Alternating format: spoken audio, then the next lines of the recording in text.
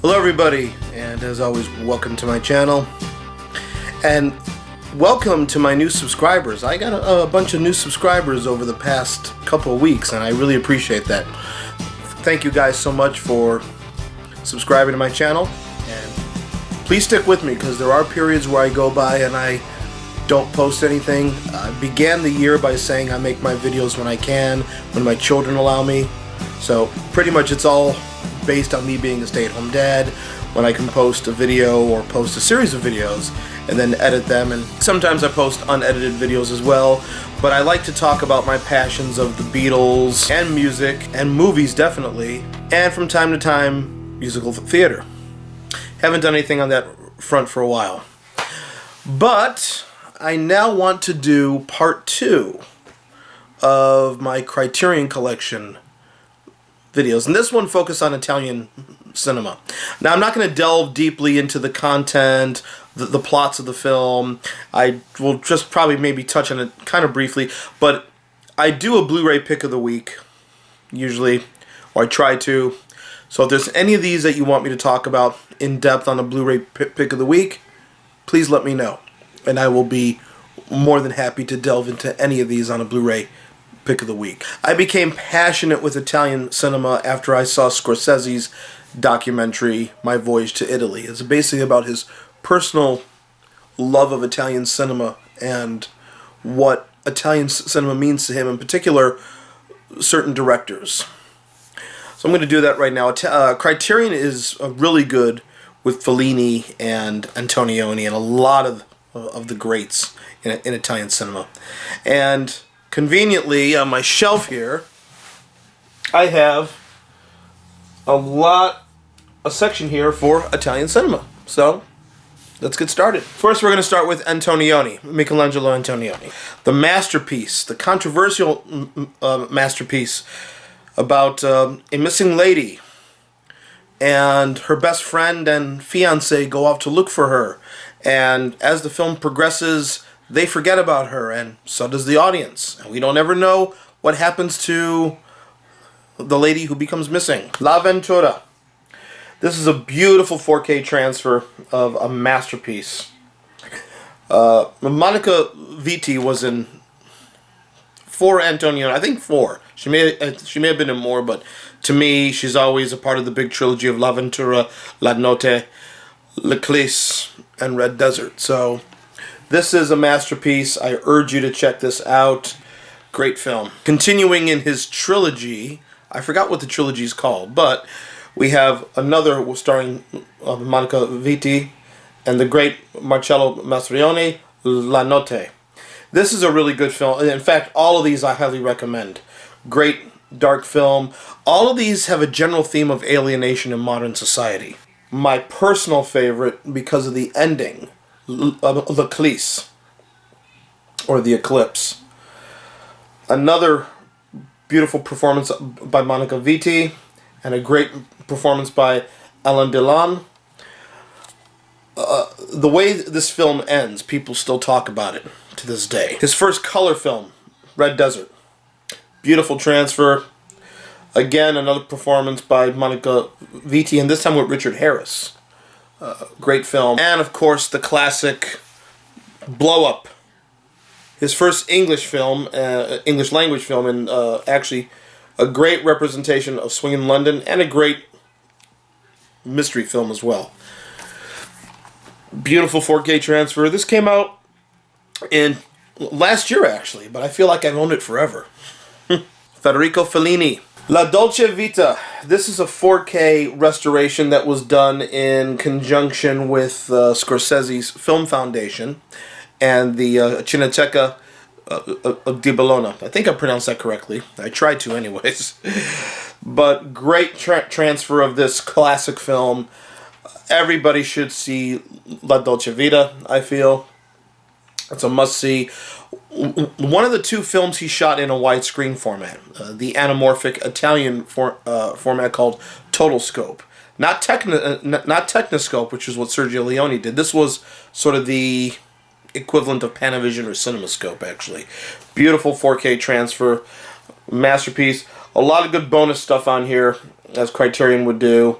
Definitely a must-see. 8.5, you should know about this if you love film, if you love cinema. 8.5 is a great film. Definitely a great film. Again, beautiful transfer. It was fully restored. Good audio commentary. Introduction by Terry Gilliam, actually, on here.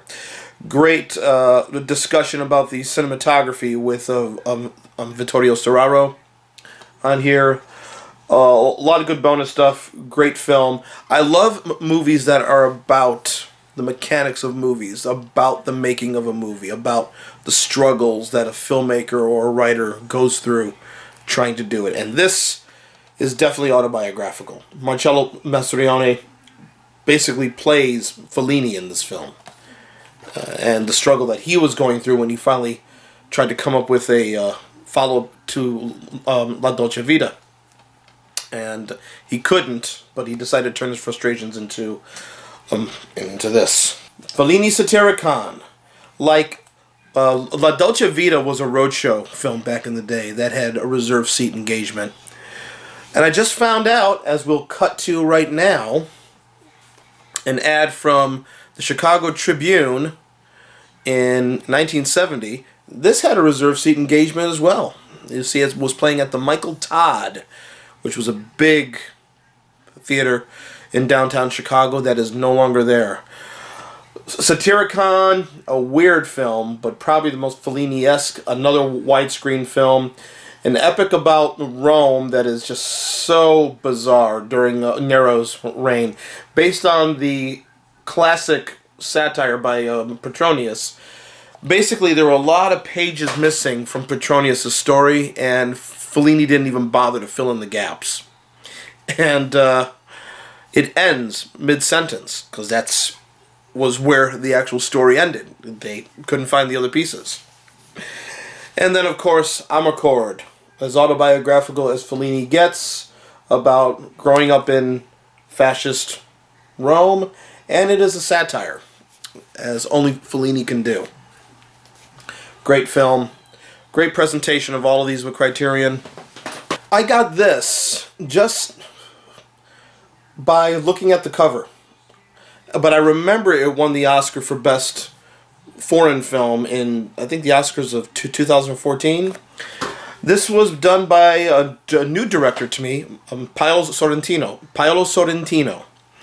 The Great Beauty. Sort of a modern-day La Dolce Vita, but with a much more cynicism. This guy has pretty much outlived his prime. This film was a bit more heartbreaking in the end because he's outlived his prime and everybody that he knows is actually starting to pass away. The things that he used to do, make love to beautiful women and be trying to be an author. He's sort of a fixture of Roman nightlife and kind of a relic. Beautiful film, great discovery. I loved his follow-up film with Michael Caine, Youth, as well.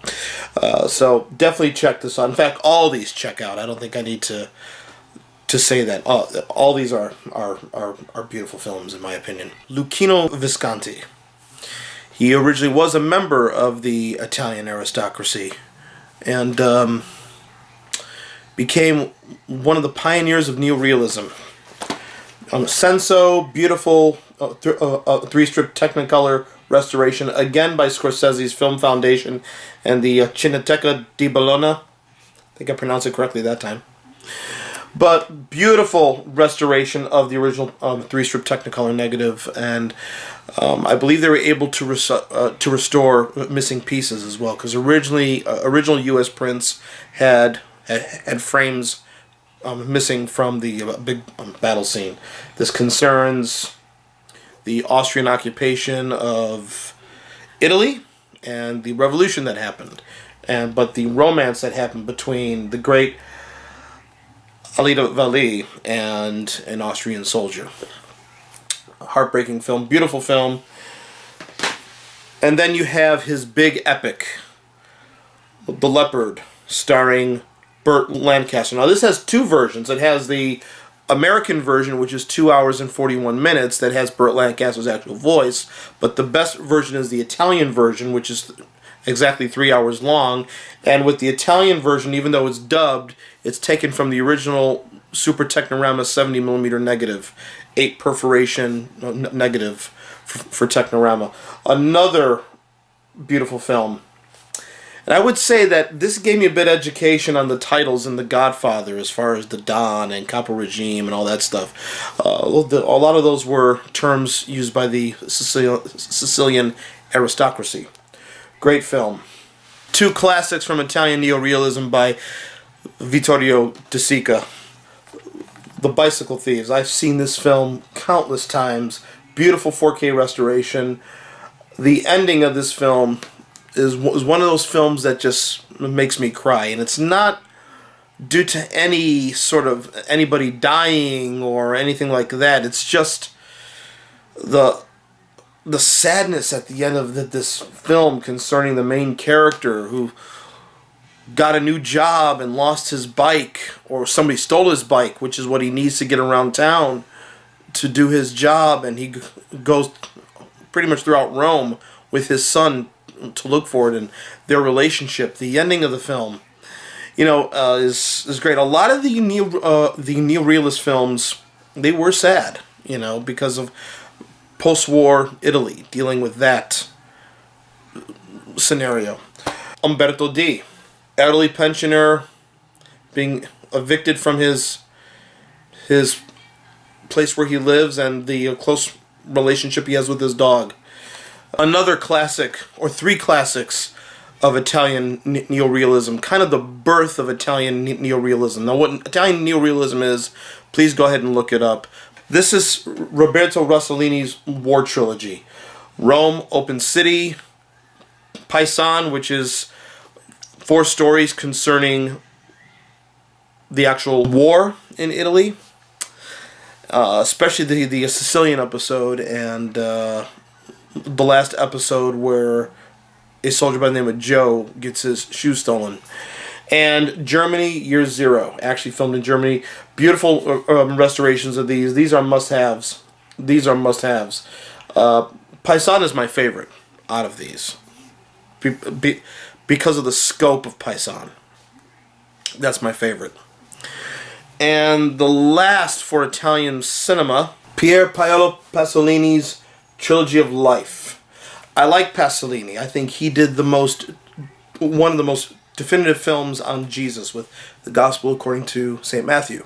I did have Salo, or 100. The full title, Salo, or 120 Days of Sodom. Only film I've ever given back. I cannot sit through that film, and I watched all of the making of to know that the things shown in there are fake. Look it up. Definitely look it up. Even a lot of people who are into slasher films and things like that can't get through Salo. Some people can. And there's a good friend of mine who's like, you got to understand the social, political, whatever, and he loves it. I cannot sit through that film. I can't. I've tried. I've done it. I can't turn off. But even though these films, his Trilogy of Life is 3 classics of literature: Decameron, The Canterbury Tales, and Arabian Nights. Arabian Nights won the Palme d'Or, I believe, at Cannes. That's the big one, the epic. But his version of The Canterbury Tales is very satirical. These as well are not for the squeamish when it comes to sex and violence. But it's not like Salo. These are definitely entertaining. They haven't sold these separately yet, but it's worth it to get in the trilogy. Great cinematography by Tonino Delicali, who did a lot of Sergio Leone's films, Ennio Morricone's scores in these, and Dante Ferretti's production design. A lot of great Italian craftsmen. Same people who worked on Salo, by the way. That was his last film. I forgive him because of things like this. So that's my Criterion Collection for Italian cinema. And I'm sure once they start adding some more to the Criterion Collection for Italian cinema, I will be adding to my collection as well. Thank you so much. Please leave me a comment if you like what you saw. If you want me to go in depth on any of these for like a Blu-ray pick of the week, please let me know. I'll be more than happy to do one, or maybe do an unedited one where I talk about it. Thank you so much for subscribing to my channel. And until we meet again.